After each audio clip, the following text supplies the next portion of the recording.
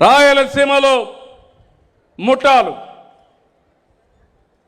అనాగరికంగా చంపుకునేవాళ్ళు నియంత్రణ చేశాను. హైదరాబాద్ కానీ రాష్ట్రంలో అక్కడక్కడ మత విద్వేషాలు దాన్ని కూడా కట్టడి చేశా. ఊరికొక రౌడీ, ఒకప్పుడు ఆ రౌడీజాన్ని కంట్రోల్ చేశా. ఇప్పుడు మీరు చూస్తే గంజాయి బ్యాచ్ వచ్చింది, బ్లేడ్ బ్యాచ్ వచ్చింది. ప్రతి ఒక్కడు రౌడీజం మాట్లాడితే నన్ను లేపేస్తా ఉంటారు. అంత ఈజీగా ఉన్నామా? ఏంటి వితండవాదం?